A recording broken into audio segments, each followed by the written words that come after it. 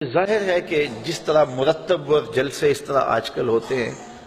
دور رسالت مآب میں اس طرح کا تو رواج تھا ہی نہیں۔ اب جتنے بھی مسالک اور مذاہب کے اندر ہوتے ہیں، پروگرام ہیں، جلسے ہیں، تقریبات ہیں، جلوس ہیں،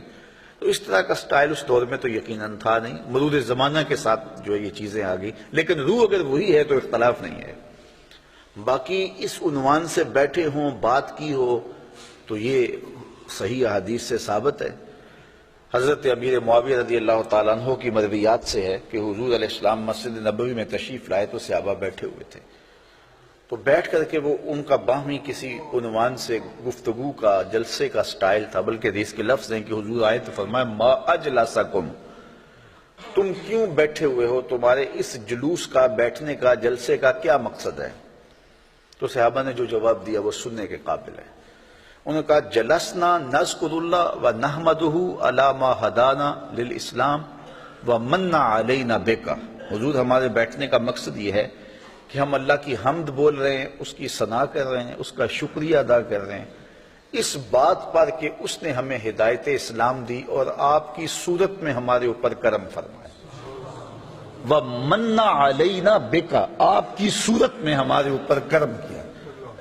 اور اگر اس کو حضرت حسان بن ثابت کے لہجے میں دیکھنا چاہو تو ان کے لفظ صریح لفظ یہ ہیں مَنَّ عَلَيْنَا رَبُّنَا أَن بَعَثَ فِينَا مُحَمَّدًا صلی اللہ علیہ وسلم، ہمارے رب نے ہمارے اوپر احسان کیا ہے کہ محمد عربی عطا کر دی۔ اور اگر اس کا اردو میں منظوم ترجمہ چاہو تو یہی ترجمہ ہوگا فضل رب العلا اور کیا چاہیے، مل گئے مصطفیٰ اور کیا چاہیے۔ من علینا ربنا ام بعث فینا محمد، تو انہوں نے کہا کہ ہم اس پر اللہ کا شکریہ ادا کر رہے ہیں کہ اللہ نے آپ کی صورت میں ہمارے اوپر احسان کیا ہے۔ جب صحابہ نے یہ بات کہی تو حضور مسکرا کے گزر جاتے، کہتے کہ اچھا کام ہے، اور اگر اچھا نہیں تھا تو روک دیتے، لیکن حضور فرمایا کیا صحابہ تم اس بات پہ قسم اٹھا سکتے ہو کہ اسی لیے بیٹھے ہو؟ تو صحابہ کو حیرت تو ہوئی ہوگی کہ اس بات پر قسم لینے کا کیا مقصد ہے، لیکن حضور نے کہا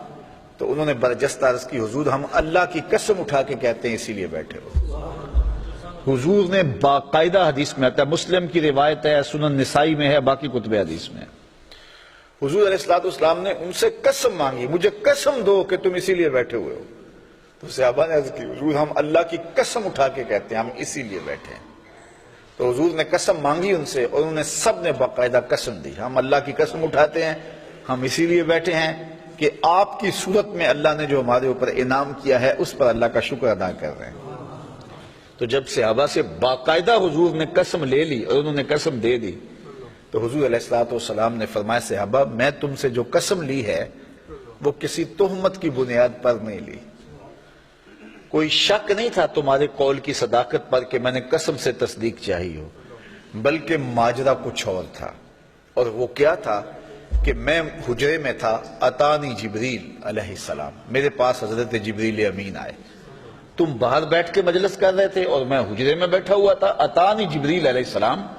اور میرے پاس جبریل امین آئے فاخبرنی ان اللہ یباہی بکم الملائکہ، مجھے جبریل نے آ کے خبر دی اے صحابہ تمہارے اس عمل پر اللہ فرشتوں میں فخر کر رہا ہے،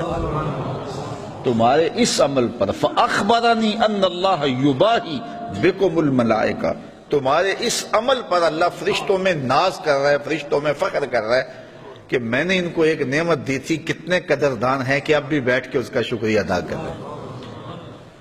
اللہ اکبر۔ تو مجھے بتائیے آج اگر میں اور آپ بیٹھ جائیں اور جمع ہو جائیں، چلو بیٹھنے کی جگہ پر چراغاں بھی کر لیں، نیچے اچھی چٹائیاں بھی بچھا لیں، اب اتنی آوازیں نہیں ہیں کہ زور سے بول کر آخری شخص تک آواز پہنچائی جائے، چلو سہولت کے لیے لاؤڈ سپیکر بھی لگا لیں، کوئی دور و نزدیک سے لوگ آئے ہیں ان کے لیے کوئی کھانے کا شیرینی کا انتظام بھی کر لیں، تو اس میں کیا قباحت ہوگی؟ یہ کیا بالکل اسی مجلس کا تسلسل دکھائی نہیں دیتا؟ ہاں اگر ضد ہے تو اس پر بڑی باتیں کی جا سکتی ہیں اور کی بھی جاتی ہیں، لیکن اگر ضد نہیں ہے، انصاف کی نظر سے دیکھا جائے تو اگر اسی عنوان سے میں بیٹھ جاؤں اور آپ بیٹھ جائیں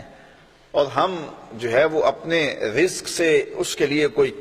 دوستوں کے لیے اہتمام بھی کھانے کا کر لیں اور حضور علیہ السلام کی سیرت کو عنوان چھیڑ لیں، فضائل و مناقب کی باتیں کر لیں، تو اس میں کوئی قباحت نہیں ہوگی۔